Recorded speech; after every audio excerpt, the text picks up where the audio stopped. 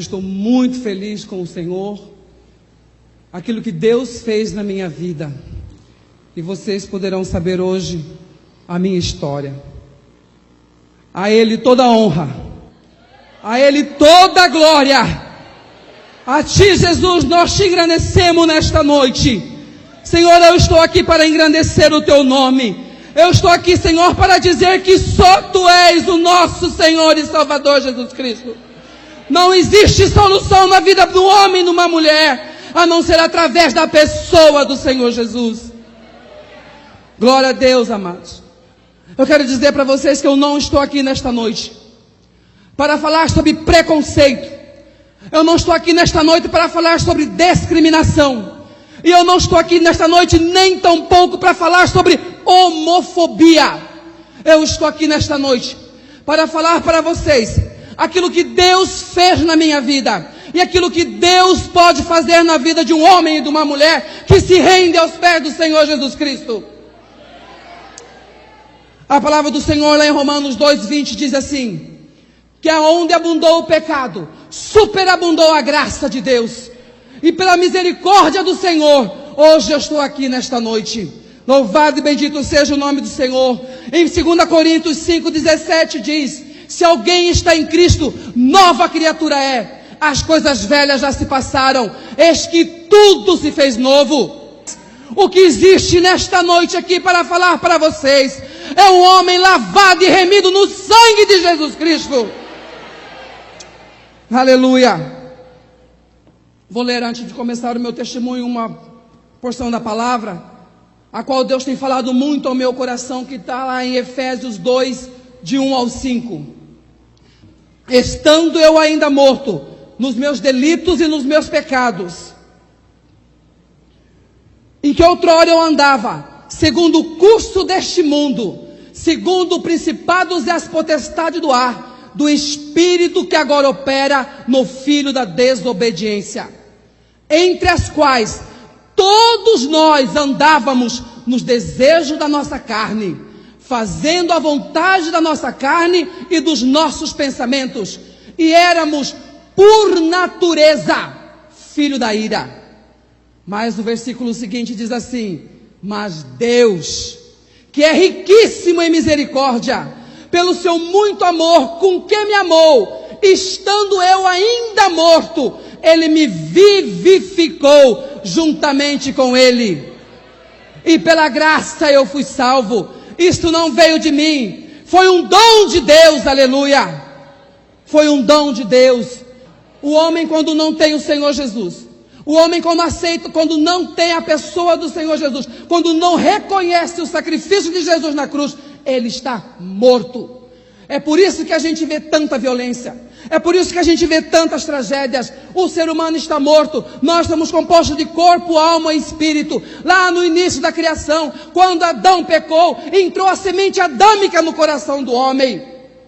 E o homem só é vivificado quando rende aos pés do Senhor Jesus. O homem só é vivificado quando entrega a vida para o Senhor Jesus. Aquele homem que vocês viram no quadradinho daqui do Data Show, ele estava morto em seus delitos e seus pecados. Ele andava segundo o curso deste mundo, fazendo a vontade da sua carne e a vontade dos seus pensamentos. E ele era, por natureza, filho da ira.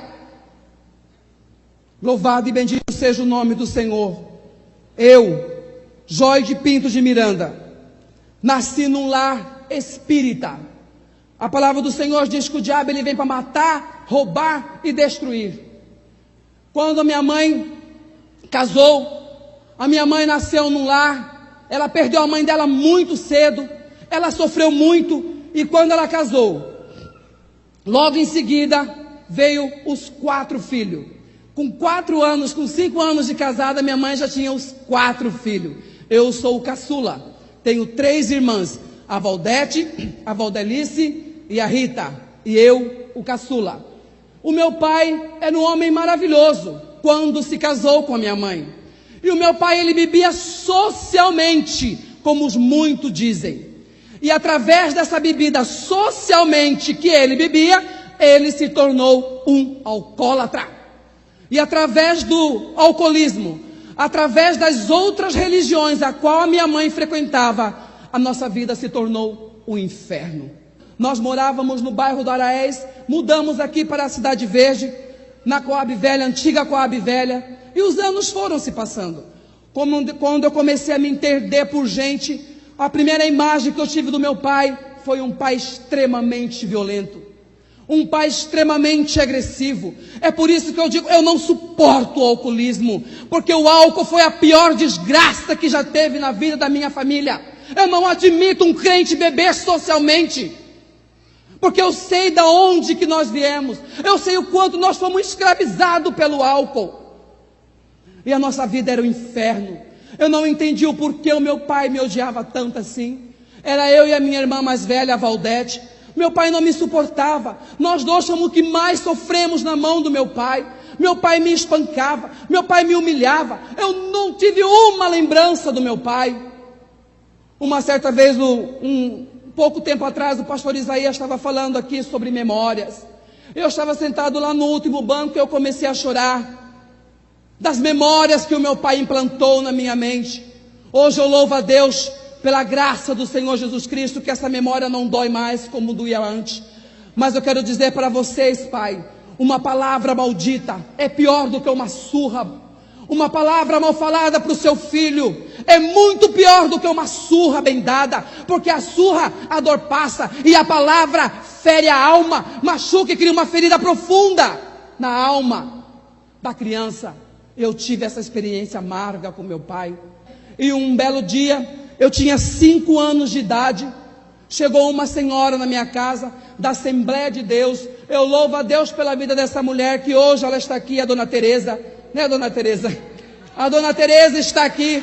Essa mulher, quando eu tinha 5 anos de idade, essa mulher chegou na minha casa e disse para minha mãe: Dona Odete, eu posso levar esse menino na igreja? E como eu estava dizendo para vocês, tudo que dizia para minha mãe fazer, ela fazia. A minha mãe disse assim: pode levar, não tem problema, pode levar. E essa mulher me levou para a igreja. Eu tinha 5 anos de idade, chegando lá no culto de uma reunião de oração das irmãs, e começou aquela oração, e a irmã, quando ora, irmão, o fogo desce. Quando as mulheres de Deus se reúnem para orar, o fogo cai. E aquelas mulheres começaram a orar e começaram a falar uma língua estranha que eu não conhecia, começaram a falar uma língua diferente que eu não conhecia. Aquilo foi me dando medo, eu me encolhi no cantinho do banco da igreja, uma igreja da Assembleia de Deus que tem aqui na Cidade Alta. E eu estava ali abaixado, eu encolhi a minha cabeça ali. Veio uma mulher e colocou a mão sobre a minha cabeça, e aquela mulher orou por mim mais ou menos uns 10 minutos. Eu não sei o que foi que aquela mulher disse, mas com certeza, hoje eu tenho absolutamente certeza e convicção, que naquela noite o Senhor me selou, que naquela noite o Senhor me separou. Ele permitiu que eu passasse por onde eu passei, porque a minha mãe não conhecia ainda o verdadeiro caminho, que é a pessoa do Senhor Jesus Cristo. Quando as pessoas diziam para minha mãe que ela tinha que aceitar Jesus, a minha mãe dizia: mas esses crentes tudo acham que só eles têm Jesus, eu também tenho Deus. Porque a minha mãe estava cega. A minha mãe estava cega na religião a qual a vida inteira ela vinha seguindo. Aconteceu um fato muito grave na minha infância também. Eu tinha mais ou menos uns 6 anos. Eu fui estuprado por um advogado que morava próximo da minha casa. Esse homem me violentou. Eu fiquei transtornado, eu não sabia o que fazia. Eu tentei falar para o meu pai, eu tentei se aproximar e dizer para o meu pai o que tinha acontecido comigo, mas como dizer para o meu pai? Como compartilhar para o meu pai aquilo que eu tinha sofrido? Hoje se fala muito em pedofilia, mas irmão, isso já existe há muitos anos atrás. Eu tentei compartilhar com meu pai, as lágrimas escorriam do meu rosto, mas eu sabia, se eu falasse para o meu pai, eu iria me espancar muito mais. E eu guardei aquela dor na minha alma. E aquele homem começou a me molestar, ele começou a me dar carinho, ele começou a me dar atenção. E ali começou uma prática, ainda com 6 anos de idade. Logo vieram as experiências com outros meninos, e eu continuava cada vez mais uma criança rebelde. Eu continuava cada vez mais uma criança violenta. Uma outra cena que marcou muito a minha vida, entre muitas que aconteceram comigo. Uma vez eu estava numa sala de aula, e na sala de aula tinha um menino que era mais rebelde, um menino que era mais violento que um outro. Esse menino um dia brigou comigo na sala de aula e ele disse para mim assim: eu vou te pegar quando você ficou lá fora. Eu fiquei uma semana chegando atrasado e saindo mais cedo da escola, com medo daquele menino me pegar e me bater. Se passaram-se alguns dias, aconteceu a mesma coisa com um colega meu. Aconteceu o mesmo fato com um colega meu. No outro dia, esse colega chegou lá na sala de aula, segurando na mão do pai dele. O pai dele falou: professora, eu vim aqui nesta manhã porque um aluno disse que vai bater no meu filho. Eu quero dizer para a senhora, professora, que o meu filho tem pai. Irmão, aquilo doeu a minha alma, porque eu não pude falar o mesmo, porque eu não pude compartilhar o mesmo com o meu pai. Eu tinha mais ou menos uns 7 para 8 anos. Eu não quis mais viver. Eu queria acabar com a minha vida, porque eu não entendia, o único filho homem da minha mãe, por que o meu pai me odiava tanto. Eu resolvi acabar com a minha vida. Eu tomei veneno para morrer. Eu tomei vários comprimidos de cibalena. A cibalena não resolveu, me levaram para o pronto-socorro. Eu não morri, eu era apenas uma criança. Eu resolvi cortar os meus pulsos. Eu cortei os meus pulsos e eu fui para a casa da minha avó. Chegando na casa da minha avó, pessoal, eu fiquei totalmente endemoniado na casa da minha avó. E depois, quando eu fiquei totalmente endemoniado na casa da minha avó, lá no bairro da Araés, a minha tia me levou num centro de Umbanda. E chegando lá naquele terreiro de Umbanda, eles disseram que tinha feito um trabalho para o meu pai, e eu era o único filho homem. E que como eu era o único filho homem, aquele trabalho pegou em mim. Então tinha que desfazer aquela macumba que tinha feito. E naquele trabalho, aquele pai de santo passou uma lista para que minha mãe e a minha tia comprassem para desfazer aquele trabalho que tinha feito comigo. Mas era engano, era mentira. Lá me levaram para aquele cemitério, jogaram garrafa de pinga na minha cabeça, cortaram galinha, passaram sangue de galinha na minha cabeça, e a minha mãe, coitada, na santa ignorância, achando que ia resolver o problema do filho e da família. Mas cada vez a nossa família era mais escravizada pelo inimigo, e os anos foram se passando, e eu continuei cada vez mais rebelde. Como aquele terreiro se achava que era muito forte, nós começamos a frequentar um outro terreiro de Umbanda aqui na Coab Nova. Sem contar o centro, a mesa branca, a mesa vermelha, a mesa cor-de-rosa, tudo quanto era tipo de mesa, minha mãe ia. O diabo, ele não sabe o seu futuro, mas o diabo, ele conhece todo o seu passado. Mas o seu futuro pertence a Deus. Eu me recordo que uma vez nesse centro de macumba, falaram que tinha aparecido ali a avó, a nossa avó, a mãe da minha mãe, que tinha falecido há muitos anos, e ali estávamos todos nós chorando, dando bênção para um demônio que se materializou, dizendo que era a minha avó, dizendo que era a mãe da minha mãe. Isso é mentira do diabo. Como ele conhece o nosso passado, ele é astuto, mentiroso, enganador. Se possível for, ele fala até mesmo a língua da pessoa que já morreu. Mas a palavra do Senhor diz lá em Hebreus 9:27, que Deus deu uma ordem para o homem, que o homem tem direito de morrer uma só vez, e vindo depois o juízo. Deus deu uma ordem para o homem. Não existe reencarnação, porque eles diziam que na outra encarnação, eu e meu pai éramos inimigos, e que nessa encarnação veio pai e filho para desfazer e para purificar. Que purificação é essa, irmãos? E os anos foram se passando, e nós começamos a frequentar esse terreiro de Umbanda aqui na Coab Nova. Chegando lá, eles disseram que eu tinha um gun da direita, um gun da esquerda, tudo é capeta do mesmo jeito, tudo é diabo do mesmo jeito, e que eu tinha que desenvolver. E eles me pegavam e me colocavam no centro ali, e começavam a riscar pólvora, fazendo trabalhos para mim, começava a me girar, que eu tinha que me desenvolver, e eu caía e eu levantava e punha eu para girar. Às vezes, irmão, eu estava tão tonto que eu caía e ficava com o olho aberto, olho fechado. Eu pensava assim: se eu levantar, ele vai mandar eu rodear de novo. Aí eu ficava no chão assim, porque eu estava cansado, eu estava zonzo. Aí eu caía, ficava uns 10 minutos no chão, aí vinha, me levantava e começava a girar. E ali eu ficava girando. A Valdécia, minha irmã mais velha, foi a primeira a sair fora. Ela falou assim: eu não vou nesse negócio aí, porque eu sei que Deus não está nesse negócio. Ela foi a primeira a abandonar o espiritismo. Daí veio uma mãe de santo de Campo Grande, que se manifestava um demônio nessa mulher. E ela disse: mas nesse terreiro de Umbanda, aqui na Coab Nova, os demônios disseram que eu tinha que ser batizado ali no terreiro. Eu recebi até madrinha, padrinha, e fizeram um ritual de magia ali comigo, e eu fui batizado no terreiro de Umbanda. Agora eu já tinha o padrinho e já tinha a madrinha, já estava pronto para desenvolver e seguir o meu destino. E eu fui para Campo Grande com essa mãe de santo, num terreiro de Umbanda. Chegando lá em Campo Grande, já fazia mais ou menos 6 meses ou 7 meses que eu estava lá. Esse foi horrível. Eu não entendia o porquê que eles estavam fazendo aquilo comigo. Eles me amarraram no meio do terreiro, levantaram as minhas mãos e começaram a me torturar. Eles começaram a me espancar. Vocês devem pensarem assim, eu era uma criança, gente, eu tinha 11 para 12 anos quando isso aconteceu comigo. Eles começaram a arranhar o meu rosto com a unha. Eles acendiam charuto e apagavam charuto no meu rosto. O meu corpo ficou todo marcado. Todo marcado, eles me chicotearam a noite inteira. A noite inteira eu fui torturado pelos demônios. A minha tia Maurina que está aqui, ela era cambona de Satanás.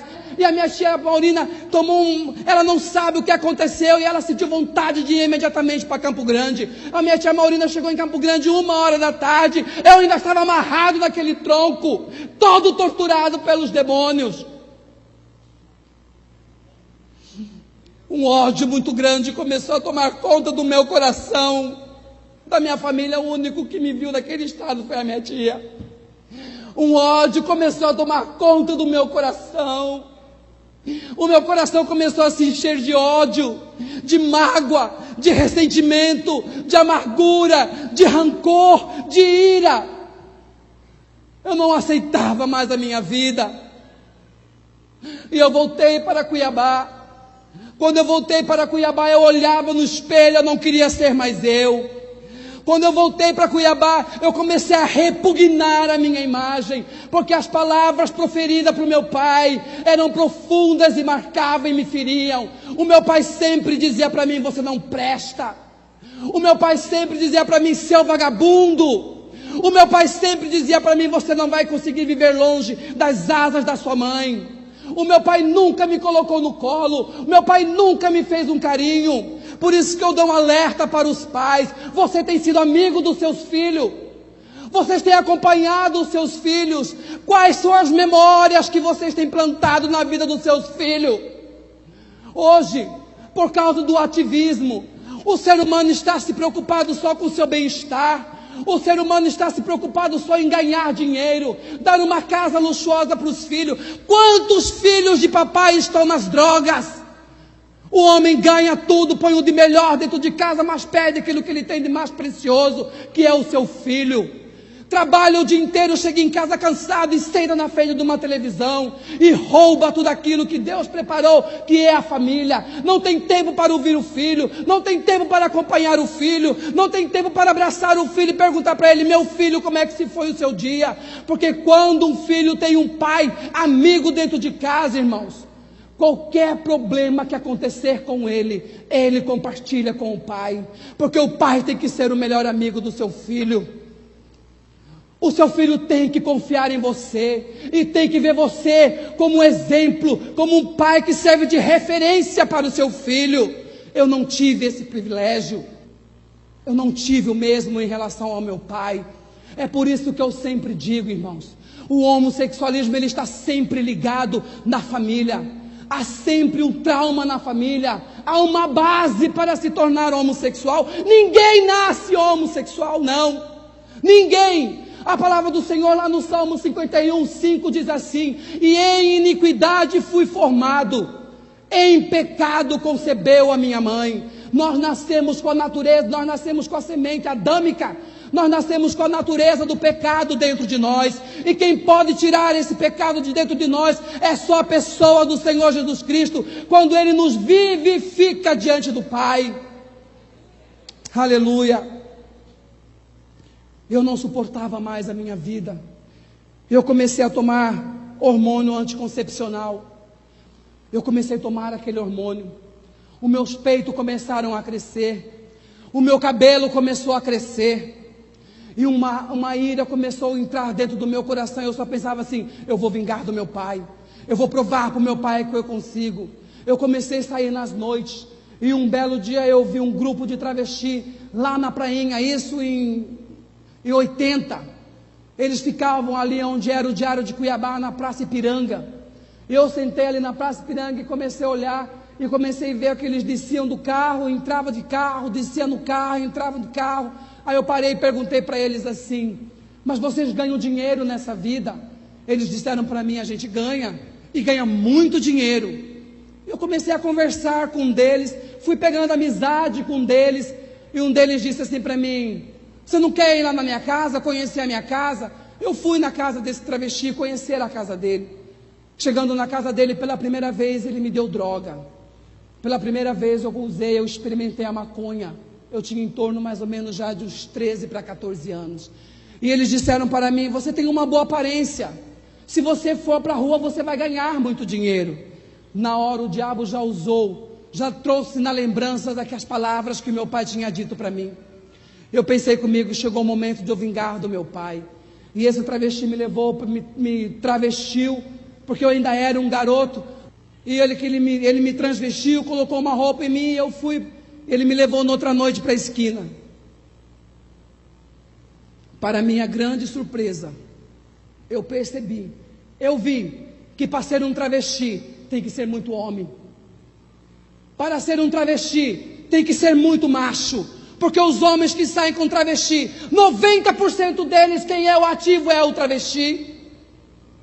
E quem sai com eles são homens casados, são pais de família, que deixam a esposa dentro de casa, que deixam a família dentro de casa e vai se unir a eles, e ainda levanta arrogância, e ainda discrimina aqueles que estão lá fora, porque eles estão com os pecados expostos, e muitos que estão com os pecados escondidos, coberto atrás de um terno, coberto atrás de uma pasta de executivo. Eu falo da minha experiência, do que eu vivi. Eu não estou mentindo, eu não estou aqui, amados, para dizer coisas que eu não vivi jamais. Eu falo o que eu vivi, o que eu presenciei.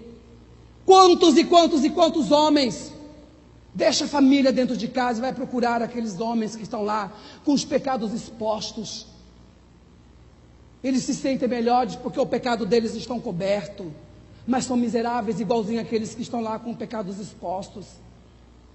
E eles disseram para mim: vamos para Rio de Janeiro, porque se você for para o Rio de Janeiro, você vai ganhar muito dinheiro no Rio de Janeiro. Eu fui para o Rio de Janeiro. Chegando no Rio de Janeiro, eu fiquei na Lapa. Quem conhece a Lapa no Rio de Janeiro, que é um bairro boêmio? Eu cheguei no Rio de Janeiro, eu tinha 15 anos de idade. Eu conheci uns travestis horríveis, cada um mais monstruoso do que o outro. Não é porque eles são monstruosos, é por causa da deformidade que eles fizeram na época do uso de silicone. Colocaram silicones exageradamente no corpo, e o próprio silicone industrial deformou o corpo deles, deformavam o rosto deles. E esses travestis só roubavam, assaltavam. Nas madrugadas ali no bairro da Lapa, no Rio de Janeiro, quando era 3h30, 4 horas da manhã, só gira por ali como é um bairro boêmio, mas nas madrugadas é só ladrão, bandidos, pessoas miseráveis que precisam da glória e a graça de Deus para serem alcançados. E chegando no Rio de Janeiro, eu conheci um travesti, e ele disse assim para mim: vamos para São Paulo, que em São Paulo se ganha muito mais dinheiro que no Rio de Janeiro. Eu falei: então eu vou para São Paulo. Chegando em São Paulo, eu fiquei hospedado numa casa de uma cafetina, por nome de Caetana. Essa cafetina tinha uma casa na Brigadeiro Luiz Antônio, próximo da Avenida Paulista. Quando eu entrei dentro daquela casa, irmãos, morava ali mais ou menos em torno de uns 60 travestis. Eu fiquei terrorizado com a cena que eu vi. Eu achava que aquilo ali era a vida que eu tinha que viver. Eu achava que aquilo ali era o que eu tinha que passar naquela vida. E eu fui para a Boca do Lixo, ali em São Paulo. Fiquei ali na Brigadeiro Luiz Antônio, Doutor Vila Nova, Marquês de Tu, aquele miolo da Boca do Lixo ali em São Paulo. Ali eu conheci os travestis mais pesados. Eu lembro de uma cena muito forte. Uma certa vez, nós estávamos dentro de uma boate. Chegou um traficante que tinha uma rixa, como eles se dizem, com um travesti, e deu 5 tiros na cabeça desse travesti, dentro da boate. Nós saímos, irmãos, foi como se um cachorro tivesse sido atropelado, ninguém fez nada. Os policiais pararam e nós do outro lado da calçada fumando maconha, como se nada tivesse acontecido. Uma outra vez na Marquês de Tu, esquina com a Doutor Vila Nova, em São Paulo, na Boca do Lixo. Estava eu e mais 3 travestis na esquina. Parou um carro próximo de mim. Eu abaixei a cabeça para conversar com ele. Ele disse que não era para mim, que era para um outro. Estávamos nós 3 usando droga na esquina. Quando esse travesti abaixou, o cara tirou o revólver e deu 5 tiros nesse outro travesti. Nós simplesmente atravessamos a rua e começamos a fumar a maconha do outro lado, como se fosse uma fruta podre que tivesse caído do chão. A desvalorização do ser humano. Mas eu achava que aquilo era a vida que eu tinha que viver. Eu achava que eu tinha que passar por tudo aquilo. Nessa época os policiais perseguiam muito. Hoje não. Hoje eles estão requerendo os direitos deles de ir e vir. Mas na década de 80 não era assim não. Quantas e quantas vezes nós tínhamos que rolar embaixo dos carros para não ser preso. Quantas e quantas vezes nós tínhamos que correr quarteirões ali em São Paulo para os policiais não pegar, para a gente não ser preso. O diabo, ele não tem infância, ele vem para matar, roubar e destruir. Eu estava naquela vida, foi por causa de uma base da família, uma família desestruturada, um pai desequilibrado e uma mãe que não conhecia Jesus e nos levou para o espiritismo. O espiritismo não tem nada de bom para nos oferecer, muito pelo contrário, tudo aquilo que ele nos dá, ele requer pior, 100 vezes pior, que é a desgraça da vida humana, diferente da palavra do Senhor que diz que a salvação é de graça. Deus nos dá de graça, o sacrifício de Jesus Cristo foi de graça, não precisamos fazer mais nada, não precisamos acender vela, não precisamos fazer viagem astral, não precisamos esvaziar a nossa mente, porque foi de graça. É de graça, o sacrifício do Senhor Jesus Cristo na cruz é de graça. E em São Paulo, já fazia mais ou menos 2 anos que eu estava em São Paulo, eu fiz uso de silicone industrial no meu corpo. Eu coloquei 4,5 litros de silicone no meu corpo. Eu ia para Curitiba, eu ia de São Paulo em Curitiba fazer uso desse silicone no meu corpo. Aí o meu corpo já estava de mulher, o meu peito já estava bem grande de hormônio, o meu cabelo já estava bem grande. Aí eu comecei a conhecer outros travestis, como se diz entre aspas, de elite. Eu perguntei para eles assim, como é que vocês conseguem comprar um carro chique? Como é que vocês conseguem comprar um apartamento chique? Eles disseram para mim, em Paris se ganha mais dinheiro. Eu disse para eles, então eu vou para Paris. Eu vou para Paris. Foi uma fase muito forte na minha vida, onde eu comecei a roubar, onde eu comecei a assaltar. Eu comecei de toda a ganância, aquela coisa tomou conta de mim, que eu precisava arrumar aquele dinheiro para ir para Paris. Em pouco tempo eu consegui o dinheiro para ir para Paris. Eu fui para Paris. Aí se passaram-se em Paris, fiquei 1 ano e meio em Paris. Voltei para o Brasil. Chegando em Brasil, fiquei mais ou menos em torno de 2 meses, mais ou menos no Brasil. Aí eu voltei de novo para a Europa, passei por Portugal, não gostei de Portugal, fui para Madrid, na Espanha. Fiquei 8 meses na Espanha, em Madrid. De Madrid fui para Barcelona. Fiquei quase 1 ano em Barcelona. De Barcelona nós partimos num grupo de travesti num navio. Fomos para Roma, para a Itália, onde eu fiquei quase 1 ano em Roma. Chegando em Roma eu recebi uma expulsão, porque os policiais me pegaram flagrante dentro do carro. E eu recebi uma expulsão que eu tinha que deixar Roma em 24 horas. Aí eu chamei um outro amigo meu, um outro travesti, e disse para ele assim, Espanha já está conhecido, Portugal está conhecido, Itália está conhecido já, vamos para a Grécia.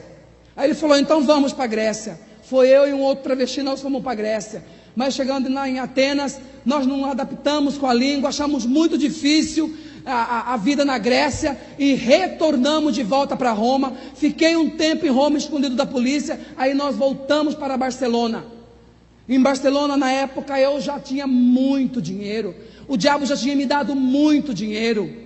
E em Barcelona me hospedei num hotel, porque essa vida é assim, cada um quer mostrar que tem mais. Cada um quer mostrar que é mais bonito que o outro. Cada um quer mostrar que tem poder maior que o outro. Cada um quer sobressair maior que o outro. E isso eu também queria. E em Barcelona eu fiz uso de uma prótese de silicone, onde eu coloquei 380 ml de silicone no peito. Aí eu já estava um travesti completo.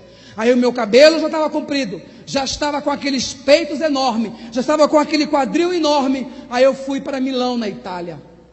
Chegando em Milão, eu me envolvi com uma pessoa em Milão. Eu tive um relacionamento com uma pessoa em Milão.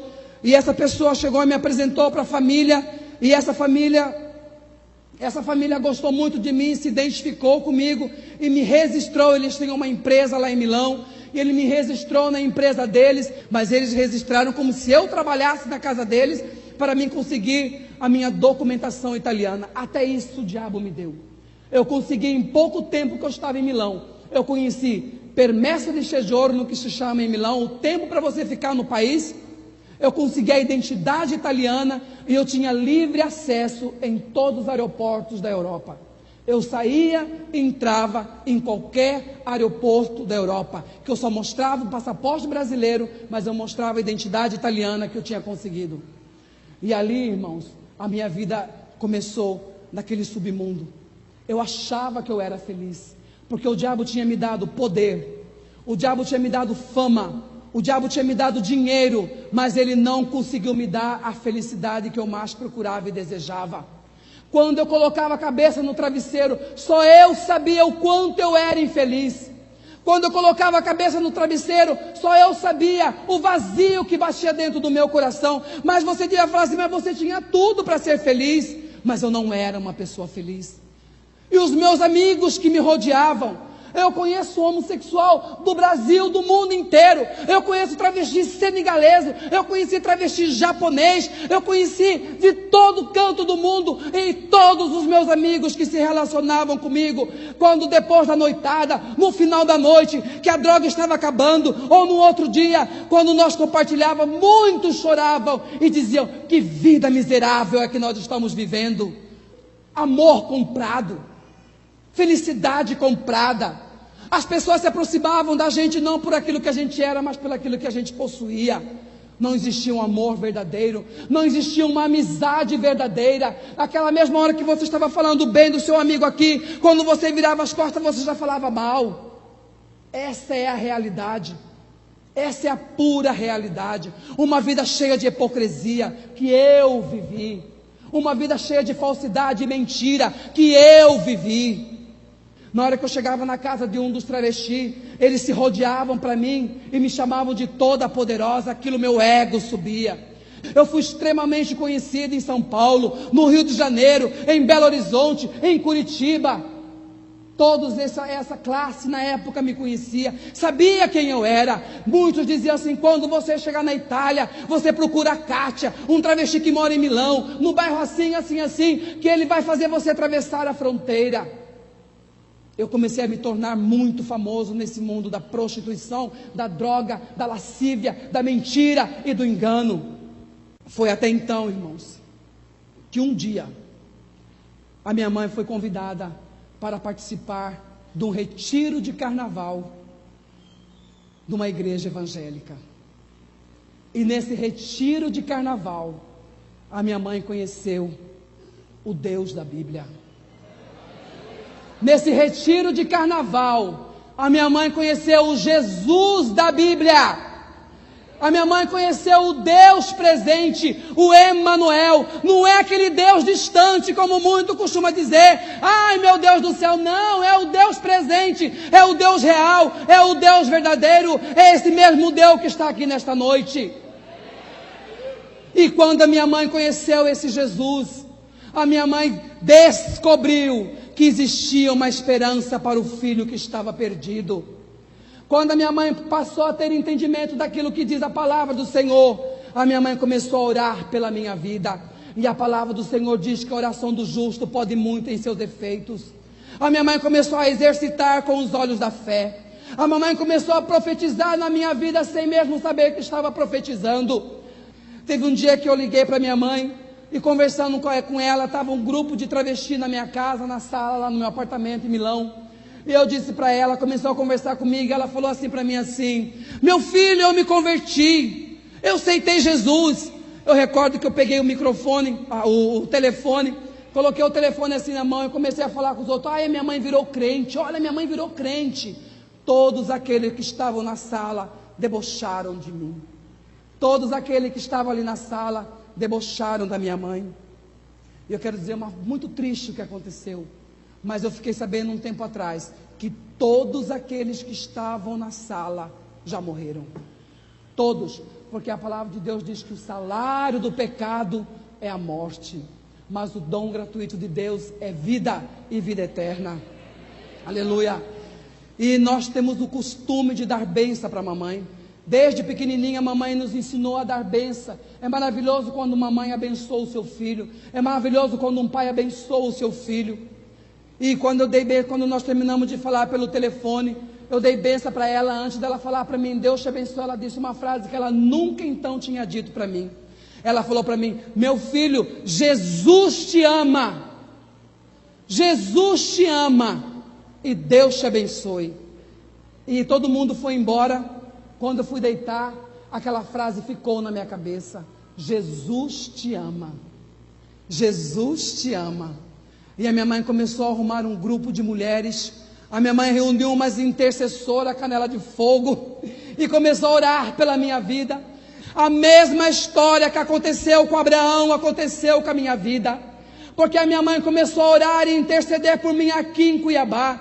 E Deus me trouxe de volta lá de Milão para Cuiabá. Assim mesmo aconteceu quando Abraão intercedeu lá em Sodoma e Gomorra por Ló. Quando Deus ia destruir Sodoma e Gomorra, que era uma cidade cheia de homossexuais, que era uma cidade cheia de prostituição, e Deus disse para Abraão que ia fulminar aquela cidade. Abraão começou a interceder pela vida de Ló, e Deus salvou a família de Ló daquele lugar. A minha mãe começou a interceder pela minha vida, a minha mãe começou a orar pela minha vida. Essa mesma mulher que me entregou nas mãos de Satanás, com a sua força, com a sua trepidez, com a sua ousadia, ela me arrancou de volta da mão do diabo.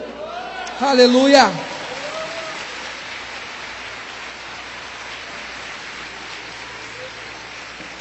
Aleluia, Jesus. Eu vinha no Brasil uma vez por ano. Eu vinha no Brasil uma vez, de ano e meio, então uma vez por ano. Quando a minha mãe começou a orar por mim, quando a minha mãe começou a interceder pela minha vida, eu comecei a vir no Brasil com mais frequência. Eu comecei a vir ao Brasil 2 vezes por ano. E teve um dia que minha mãe já estava firme na igreja. Ela reuniu umas irmãs lá da igreja para fazer um almoço e para conhecer o filho da Dona Odete. Todo mundo queria conhecer o filho da Dona Odete, tão falado que ela falava.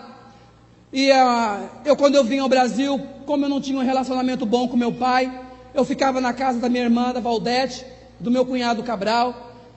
E um dia eu fui nesse almoço, na casa da minha mãe, que ela queria fazer para os irmãos da igreja me conhecer.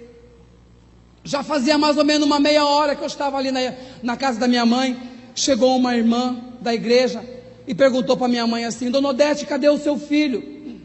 Cadê o Joide? A minha mãe olhou para ela e falou assim, mas o Joide está aqui. Eu estava do lado da irmã.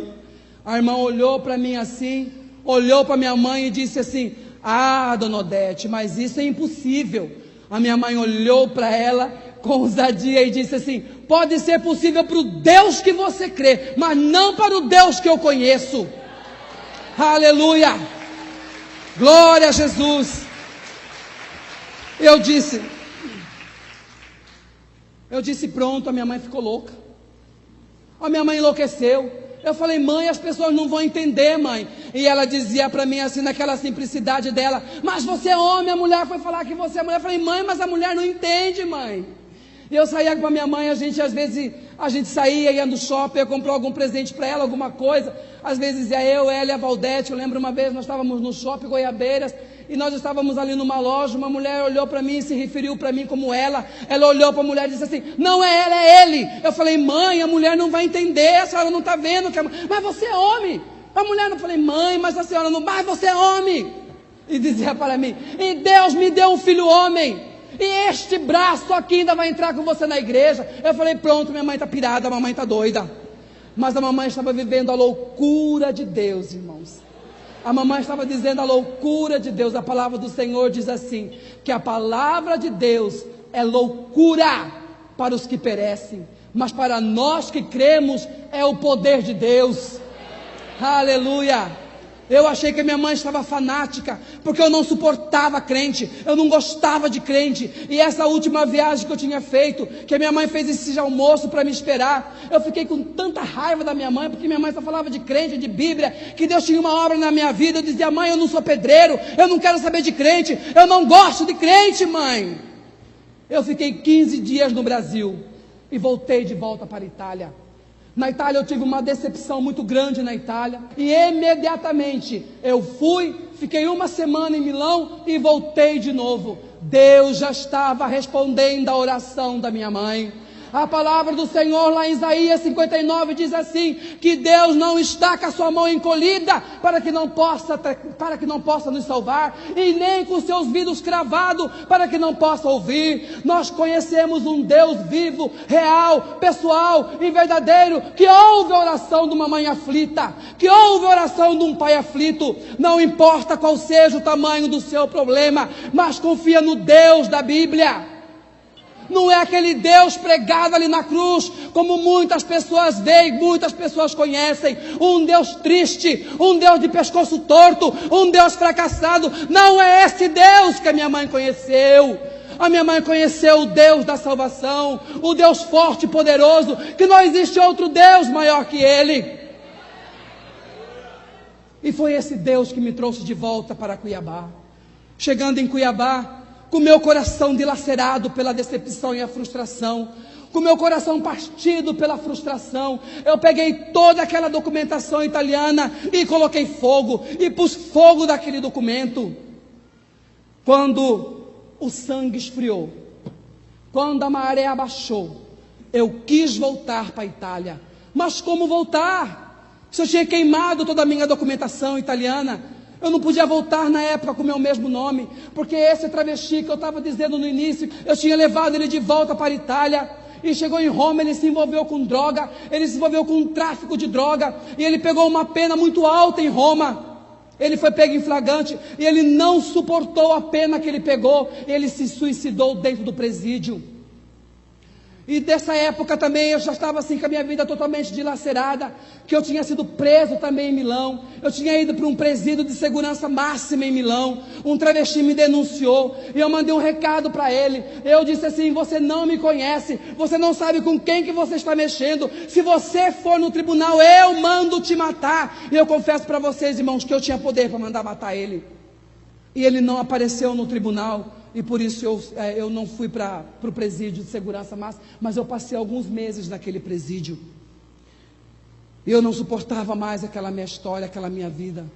Quando eu quis voltar para a Itália, eu não pude voltar mais. Hoje eu entendo que Deus já estava trabalhando. Hoje eu entendo que Deus já estava agindo na oração da minha mãe. Eu comprei um apartamento para mim ali próximo da avenida da Clínica Fêmea, ao lado em frente ao Colégio Ângulo. Eu morava naqueles blocos, aquele apartamento ali fiz um apartamento, imobiliei, montei uma loja para mim, uma loja por nome de Metiolate, e comecei a viver a minha vida. Falei: eu não vou mais voltar. E a minha família já estava na igreja, a Valdete já tinha se convertido, a mamãe já tinha ganhado a Valdelice para Jesus. Teve um dia, eu fui para a igreja, peguei o carro, saí da avenida do CPA, enrolei um baseado, fumei até próximo da igreja. Quando chegou próximo da igreja, eu apaguei o baseado, coloquei embaixo do banco, pus um colírio Moura Brasil no rosto, pus um house na boca, passei um perfume na mão e entrei para dentro da igreja. E o pastor começou a pregar, e o pastor começou a falar, e eu comecei a ficar com raiva daquele pastor. Eu falei: a minha mãe contou a minha vida para esse pastor, a minha mãe contou a minha história para esse pastor. Eu quis levantar para ir embora, mas algo não permitiu que eu saísse daquele lugar. Terminou a mensagem, terminou a palavra, o pastor fez um apelo e perguntou quem que queria aceitar o Senhor Jesus como único, suficiente Salvador. Eu fiquei sentado ali no banco, eu falei: daqui eu não saio. E nessa hora uma irmã tomou o microfone e começou a cantar. O louvor ungido quebra as correntes. Um louvor que desce do trono da graça de Deus, quebra os grilhões. E aquela irmã começou a cantar. E aquela irmã começou a cantar uma música que diz assim: uma vez, outra vez, vá em frente, tente um pouco mais. Quem sabe hoje aqui, a angústia vai ter fim. e gozarás de eterna paz. Irmão, meu coração se explodiu.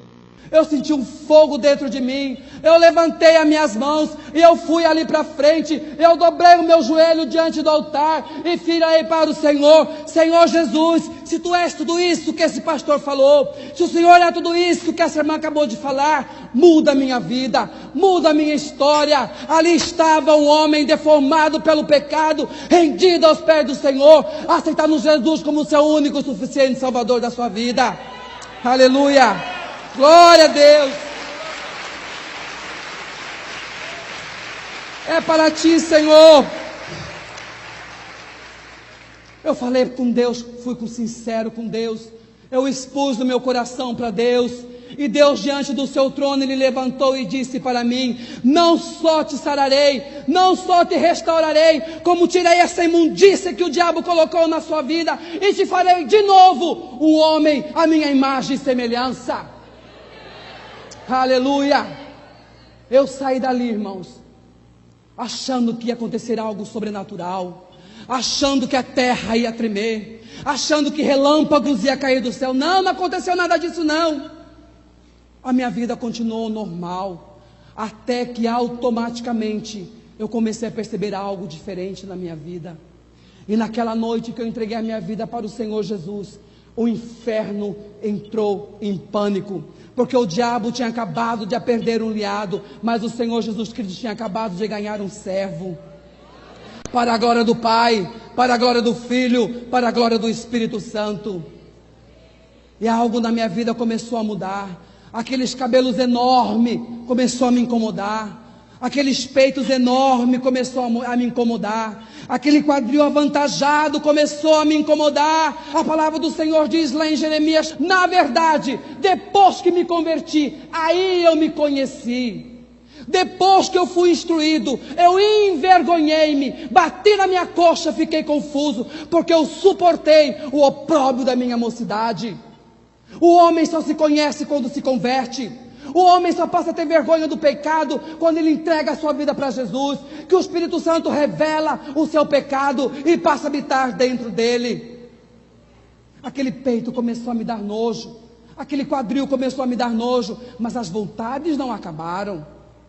As vontades continuaram dentro de mim. Era muito difícil para mim, de um dia para outro, ter toda a vida tendo quase 20 anos como mulher, e ter que andar como homem, ter que falar como homem, tirar os trejeitos de mulher. Não foi fácil para a minha vida, mas uma coisa eu tinha dentro de mim: eu quero mudar de vida.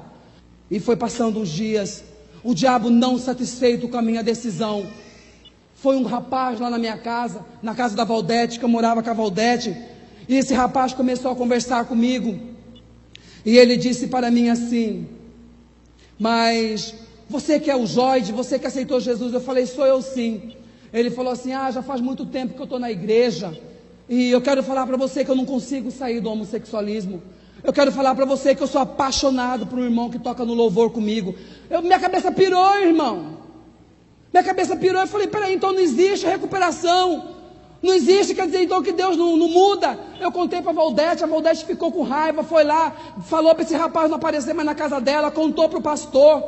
Esse rapaz hoje está desviado dos caminhos do Senhor. A palavra do Senhor diz lá em Tiago 4:7: submetei-vos a Deus e resistir o diabo, que ele fugirá de vós. Como eu disse no início, o diabo, ele sabe todo o seu passado, e ele sabe a área da sua vida em que ele pode tocar. Ele conhece a área da sua vida que você é fraco, que ele pode te derrubar. Mas resistir o diabo, em Efésios 4:27, a palavra do Senhor diz: não des lugar ao diabo. E eu fiquei pirado, eu não estava entendendo mais nada. Se passaram-se mais alguns meses, a minha mãe, na época uma nova convertida, ela virou crente omante. Quem conhece crente omante? É aqueles crentes que não sabe se tem uma profecia, corre lá. Se tem um dom de língua, corre lá. Se tem uma mulher que fala não sei o que, corre lá. Procurando, irmãos, coisas para ser revelado. Deus sabe o seu endereço. Se Ele quiser falar com você, Ele vai na sua casa, como o pastor Isaías cansa de dizer aqui nesta igreja. Se Deus quer falar com você, Ele vai na sua casa. Ele sabe onde te encontrar. Não precisa ser crente omante, que sai em busca de profecias. Deus, Ele fala no mais íntimo do ser humano. Basta que você abra a palavra e peça para que falar com você, que Ele fala.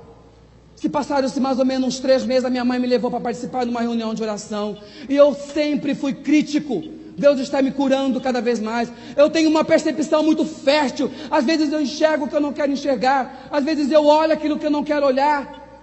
E nessa reunião lá com essa irmã, eu percebi que tinha uma irmã que estava falando em línguas. E essa irmã falava numa língua estranha, uma língua que eu não conhecia, uma língua totalmente diferente. E quando eu saí da casa dessa irmã, eu falei para minha mãe, eu falei, mãe, mas a língua que aquela mulher está falando é diferente da língua daquela outra irmã que eu conhecia. A minha mãe falou assim para mim, para de falar, você é muito crítico, a irmã foi no 3º céu. Eu falei, amém, irmã, mas que a língua dela era estranha. Entendeu? E naquelas minhas decepções, naquelas minhas quedas, porque eu era um bebê, irmão, eu estava gatinhando, eu tive muitas quedas nas minhas conversões. Eu quis desistir da minha vida. E teve um dia que eu fiquei revoltado, peguei o carro e fui para uma boate gay. Quando eu chego na boate gay, quem que estava na boate gay abraçada com outra mulher? A irmã que tinha ido no 3º céu. Eu cheguei perto dela e perguntei para ela, irmã, no qual do céu você está agora? Em qual dos céus você está agora? A palavra do Senhor a palavra do Senhor diz, amados, que nós temos que resistir. Em Efésios 6:11 diz assim, revesti-vos de toda a armadura de Deus, para que possais estar firme contra a astuta cilada do diabo. Eu fiquei pirado, irmão, eu achei que não tinha solução. Eu quis mudar, eu não quis mais voltar. Eu fiquei revoltado com Deus. Enquanto eu lutava para mudar os meus trejeitos, enquanto eu lutava para mudar os meus pensamentos, e as pessoas que diziam já estar dentro da igreja, não tinham se posicionado diante de Deus. É por isso que poucas pessoas se dão crédito quando o homem se converte ao Senhor Jesus Cristo. Como eu estava dizendo no início, meu cabelo começou a me incomodar. Eu cuidava do meu cabelo num salão de beleza muito famoso aqui em Cuiabá, na Estevão de Mendonça. E eu cheguei lá, pedi para essa mulher cortar o meu cabelo. Aí eu voltei mais uma semana de novo, pedi para ela cortar de novo o meu cabelo. Aí eu me recordo que um dia a Valdelice, minha segunda irmã, ela olhou para mim e disse assim, mas cada vez que você corta seu cabelo, mais feminina você fica. Aquilo me incomodou muito. Aí eu fui na reunião de oração com a Valdete, na igreja onde a pastora Gisela congregava. Terminando o culto, ela ficou na porta da igreja. Quando ela veio a mim, ela veio me cumprimentar, ela disse para mim assim, seja bem-vindo, meu filho. Eu olhei para a Valdete, olhei para aquela mulher e perguntei, mas quem falou para essa mulher que eu sou homem? Porque eu entrava e saía, ninguém dizia que eu era um homem. E aquela mulher me abraçou, aquela mulher me amou, aquela mulher me acolheu. É por isso que eu volto a repetir de novo, não estou falando de preconceito, não estou falando de discriminação, não estou falando de homofobia, eu estou falando daquilo que Deus fez e aquilo que Deus pode fazer. Nós temos sim que amar, nós temos sim que ter compaixão, não só para os homossexuais, mas para as prostitutas, para as lésbicas, para o ladrão, para o bandido, porque diante de Deus é um pecado como igual outro. Como para Deus o pecado é igual ao outro. Eu achava que o homossexualismo era hereditário. Eu achava que o homossexualismo é porque a pessoa nasce homossexual. Não, é pecado igualzinho a outros. Eu provo na Bíblia que é pecado igualzinho ao outro. E no outro dia aquela mulher olhou para mim. No outro dia ela ligou para mim, conversou comigo, me amou, me abraçou, me levou para a casa dela. E nós começamos a caminhar junto. Me levou para dormir ao lado da cama dela. Ela aqui, o esposo aqui, colocou um colchão no chão e punha eu no quarto dela, para que à noite ela intercedesse pela minha vida. Porque eu tinha muitos problemas fortes interior dentro da minha alma. Um dia essa mulher foi convidada para pregar em Anápolis.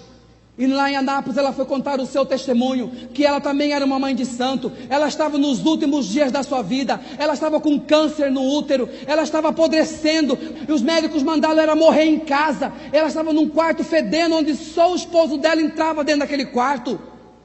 E ali entrou um pastor e falou de Jesus para ela, e Deus o alcançou, e o libertou, e o curou, e ela se tornou uma grande mulher de Deus. E ela deu o testemunho dela na Donep à tarde, e à noite ela foi para a igreja. Chegando na igreja, ela fez um culto e nós começamos a orar. E pela primeira vez eu tive uma experiência sobrenatural com Deus. Eu vi uma mulher muito forte, vermelha, toda acorrentada, dando gargalhada. E quando a igreja começava a orar, aquela mulher começou a se derreter como uma cera. Aquela mulher parecia um bueiro na minha frente. E aquela cera ia se derretendo, entrando para aquele buraco. Quando aquela cera acabou de derreter, eu vi como se fosse uma luz que saiu de dentro daquele esgoto. Eu comecei a tremer, eu comecei a chorar, eu comecei a gritar. E ali Deus me libertou do homossexualismo.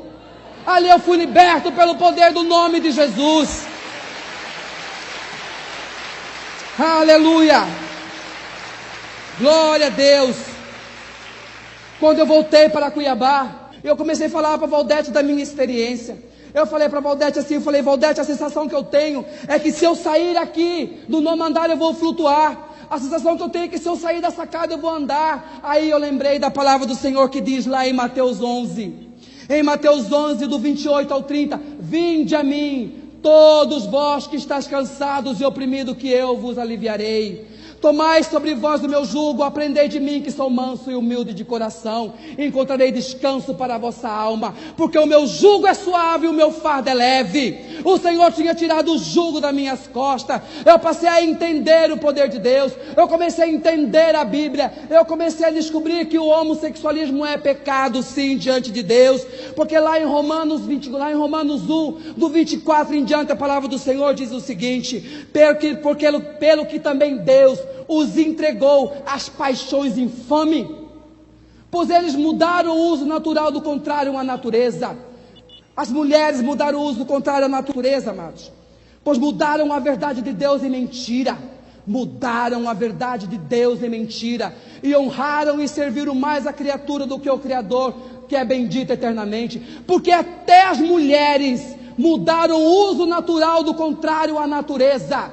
Semelhantemente também os homens, deixando o uso natural do homem, da mulher, se inflamarem em sua sensualidade um para com os outros, homem com homem, cometendo torpeza e recebendo em si mesmo a recompensa que convém ao seu erro.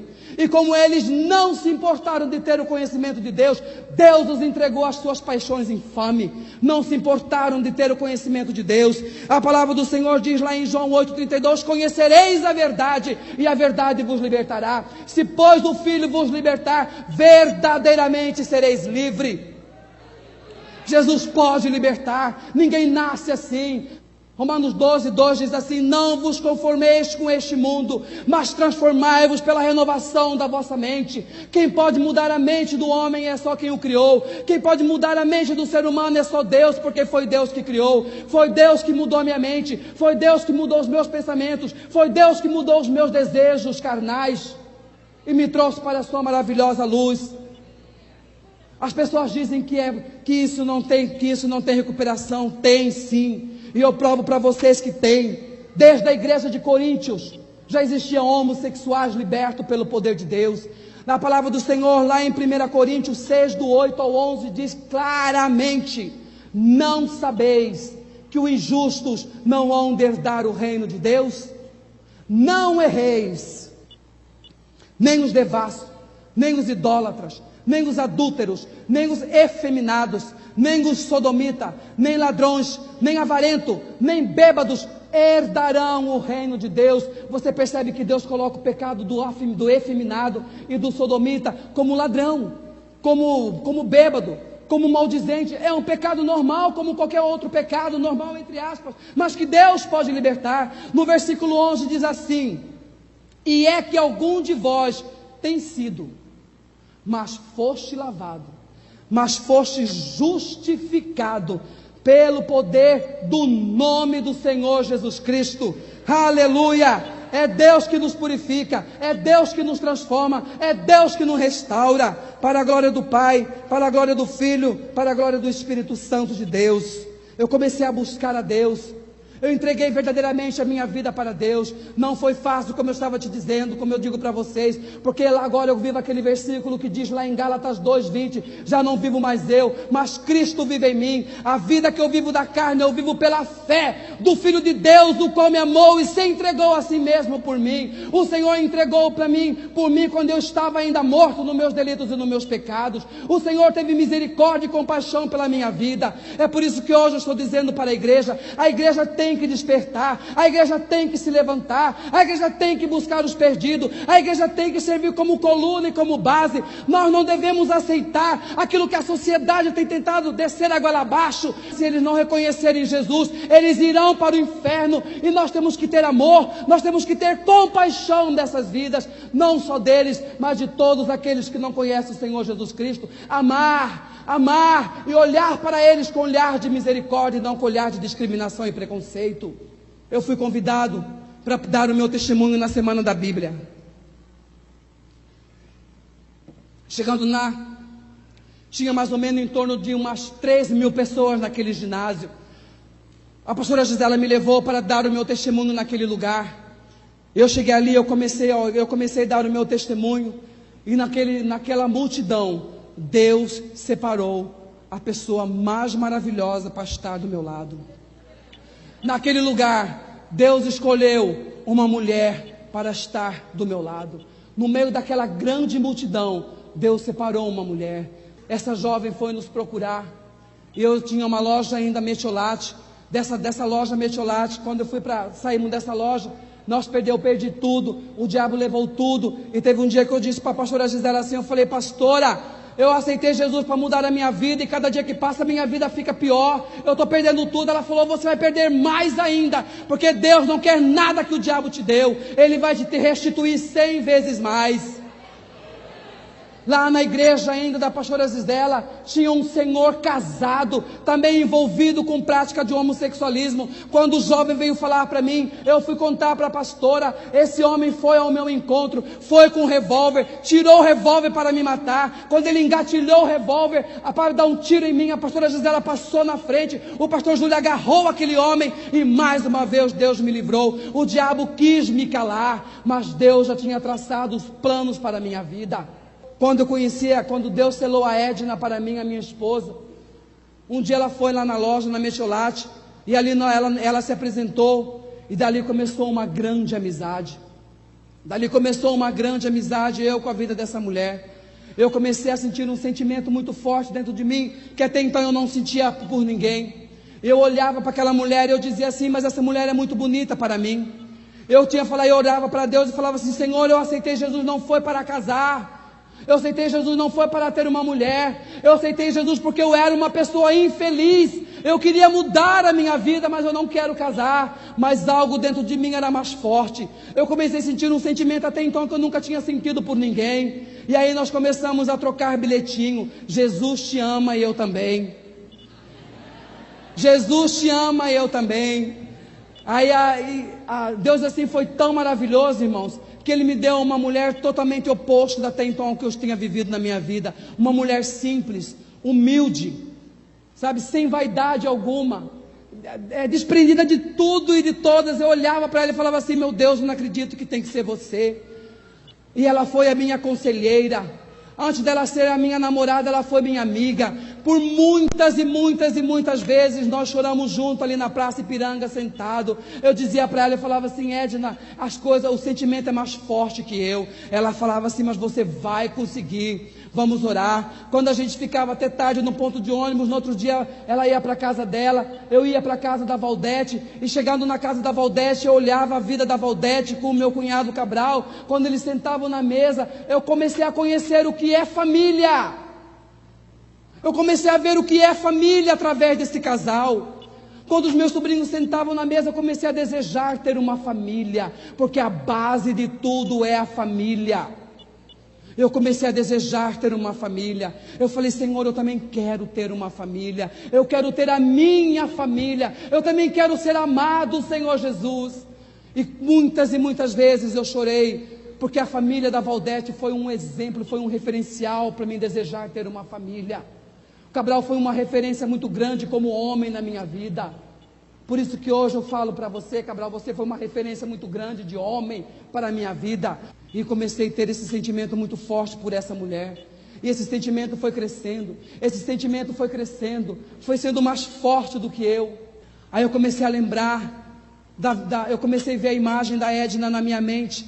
Aí eu comecei a olhar assim, comecei a comparar os países para onde eu tinha andado. Aí eu comecei a comparar, irmão, que Paris, a cidade iluminada, a cidade das luzes, não se compara com o brilho que havia no rosto da Edna. Eu comecei a comparar, irmão, a arquitetura de Roma, as arquiteturas da Itália, feita e esculpida por um dos maiores escultores que o mundo já conheceu, não se comparava com o seu corpo, com a sua beleza e com a sua formosura. Eu comecei a comparar que a fineza de Londres, aquele país tão chique e fino, não se comparava com a delicadeza da minha esposa. Eu sou um homem lavado e remido no sangue de Jesus, e Deus me deu a coisa mais preciosa que Ele tinha, que a Edna, minha esposa. Eu gostaria que ela viesse aqui neste momento para glorificar o nome do Senhor Jesus. Aleluia! Glória a Deus! Louvado e bendito seja o nome do Senhor. Eu louvo a Deus pela vida do meu pastor Isaías, que acreditou em mim. Eu louvo a Deus por essa igreja. Eu louvo a Deus por tudo. Glória ao Pai, glória ao Filho, glória ao Espírito Santo de Deus. Queridos, eu estou aqui como esposa e como companheira para testificar tudo isso que Joide falou. Hoje só foi um resumo do que Deus fez na vida dele. E a nossa história de amor começou no dia 8 de dezembro de 1992, quando eu fui convidada para ir nesse dia, o dia da Bíblia, e disseram para mim que havia um jovem que tinha passado pelas drogas, tinha passado pelo homossexualismo, era travesti e tinha se recuperado. E eu falei assim, não é possível. Eu tinha menos de um ano de convertida, e eu nunca tinha ouvido falar que alguém poderia ter saído do homossexualismo. E fui por curiosidade. Chegando lá, eu fui totalmente edificada com o testemunho do Joide. E uma jovem, quando ele terminou o testemunho, uma jovem chegou para mim, a Maria José, hoje esposa do pastor lá de Sinop, da Igreja Batista.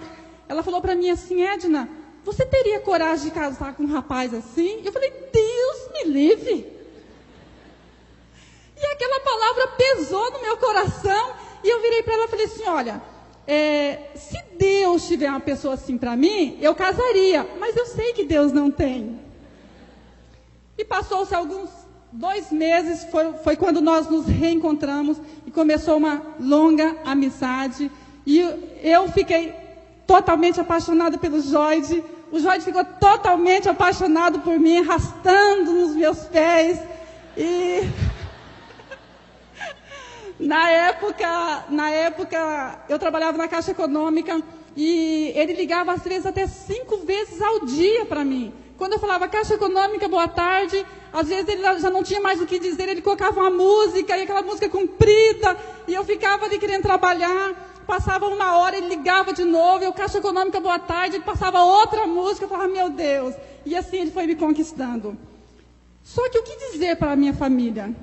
O que dizer para o meu pai? O que dizer para a minha mãe? O que dizer para os meus irmãos? Que eu estava apaixonada por um rapaz que tinha passado pelo que o Joide passou. Então eu comecei a orar e falei para Deus assim, Deus, se Joide for a pessoa que o Senhor tem para mim, como esposo, eu vou fazer uma prova impossível com o Senhor. Eu vou orar, vou jejuar, porque eu aprendi na época que crente, quando está apaixonado, ora. Se apaixona, ora, olha e ora. E eu comecei a orar muito pelo Joide. Eu achava o Joide lindo, irmãos. As pessoas diziam para mim assim, mas ele tem a voz fina. Eu falava, nossa, mas a voz dele é tão linda. As pessoas falavam assim, mas ele tem trejeito. Eu não conseguia enxergar trejeito no Joide. O amor que Deus colocou em mim era um amor muito puro e sincero. E a prova que eu fiz com Deus, eu falei, Deus, se for o Joide, o varão que tu tens para mim, a minha mãe e o meu pai vão me abençoar. E nós oramos 10 meses, jejuamos. E resumindo, eu compartilhei com a minha mãe abençoou, compartilhei com o meu pai abençoou depois de um outro tempo, e essa foi a resposta de Deus na minha vida. Eu falei, Deus, se o meu pai ou a minha mãe disser para mim assim, não, era a resposta que eu tinha de Deus. Meus pais ainda não conheciam o amor de Jesus. Os meus irmãos se revoltaram, os vizinhos se revoltaram. Tinha uma vizinha que ia lá em casa e falava assim: você está doida? Essa pastora fez lavagem cerebral em você. E eu falava assim: eu estou doida, mas estou doida de amor pelo homem que Deus escolheu na minha vida.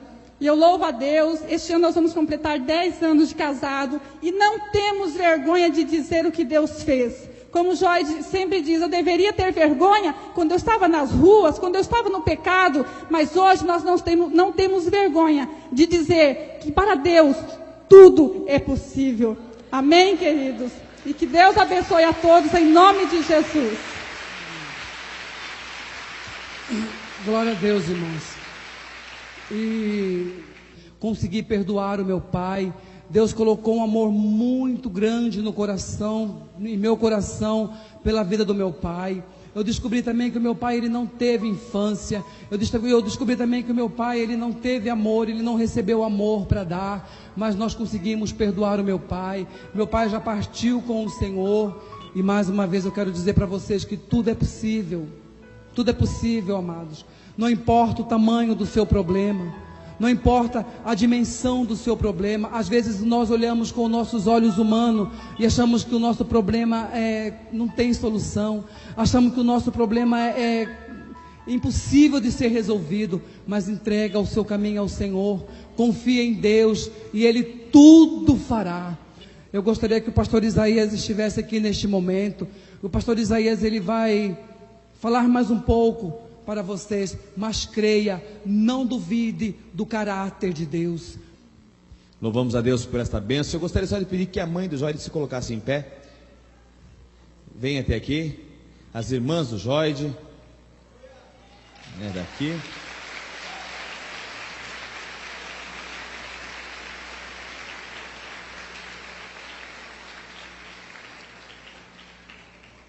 Essa é a nossa querida Odete.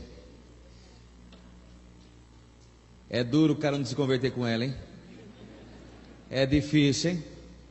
Se tiver um parente difícil de se converter, bota a irmã Odete na fita. Jesus usa ela com poder sem tamanho, um poder de persuasão sem tamanho. Permaneça aqui por alguns instantes. João capítulo 8, versículo 36, assim nos diz: se verdadeiramente o Filho vos libertar, verdadeiramente sereis livres. Talvez você esteja aqui nesta noite porque foi convidado por alguém. Talvez você esteja aqui nesta noite por simples curiosidade. Talvez o que te trouxe aqui nesta noite, talvez o que te motivou a estar aqui nesta noite, foi apenas ouvir o testemunho para saber se verdadeiramente isto pode acontecer. Deixa eu lhe dizer, nesta noite, aqui entre nós, há pessoas que fizeram a opção de serem homossexuais, aqui, nesta noite. Há nesta noite pessoas que optaram por se relacionar com pessoas do mesmo sexo. Mas também há neste lugar pessoas que optaram por viver uma vida mentirosa.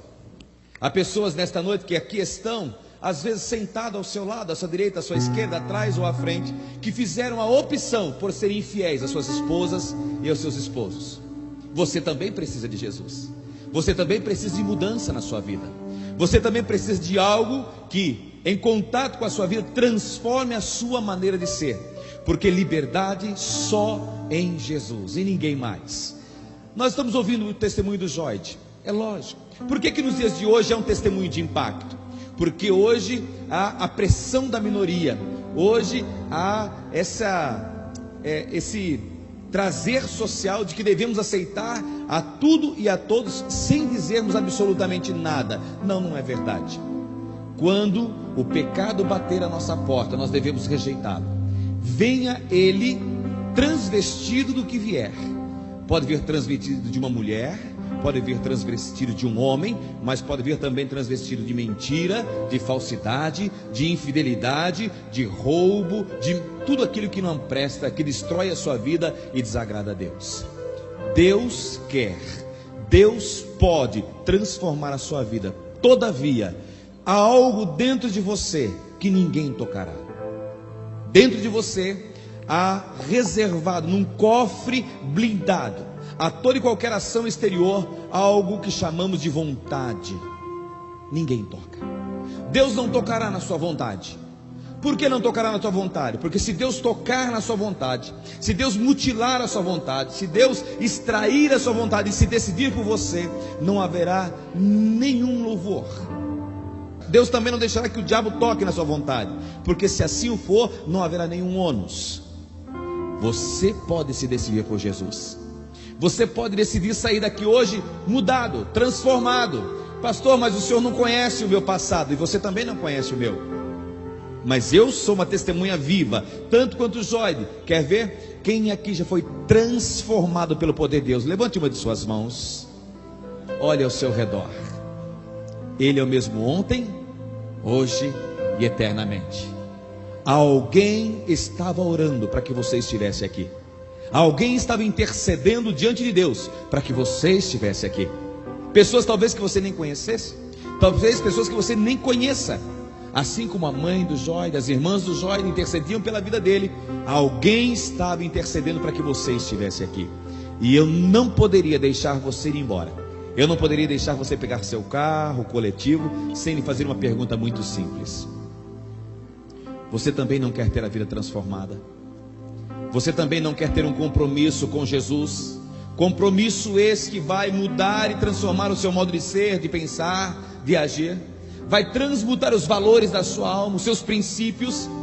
Se você quer, aí é onde você está. Eu quero por alguns instantes você pense na sua vida. Feche os seus olhos, baixe sua cabeça. Vamos falar com Deus. E assim que eu terminar de cantar esta canção, eu vou lhe fazer uma pergunta muito simples, que você poderá respondê-la sim ou não. Gabriel. Posso ver em minha vida um milagre vai acontecer. Posso ver as promessas sendo liberadas sobre mim, sendo liberadas sobre mim. Hoje é o dia do seu milagre. Você também precisa de um milagre na sua vida. Posso crer. Hoje é o dia que Deus escolheu para que a sua vida seja mudada.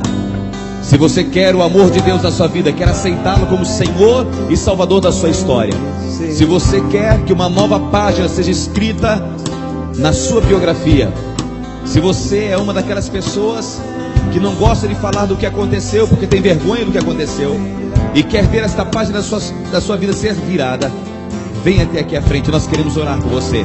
Nós queremos rogar a Deus pela sua vida. Se coloque em pé onde quer que você esteja. Eu quero orar por você. Deus te abençoe em nome de Jesus. Deus abençoe a sua vida em nome de Jesus. Ah, mais alguém? Se coloque em pé onde quer que você esteja. E aí venha até aqui à frente. Eu quero orar com e por você. Com certeza alguém virá com você. Com certeza alguém vai lhe acompanhar. Deus te abençoe, Deus lhe guarde. Venha até aqui à frente. Deixe orar por você, por sua família, pela sua história. Deus está mudando histórias aqui nesta noite. E aqueles que são salvos em Cristo Jesus sabem como proceder. Deus quer mudar a sua vida. Deus quer transformar a sua vida. Não foram estes os sonhos de Deus para a sua história. Deus tem um novo sonho para a sua vida. Deus quer mudar a sua história. Deus quer transformar o seu caráter. Deus não lhe criou assim.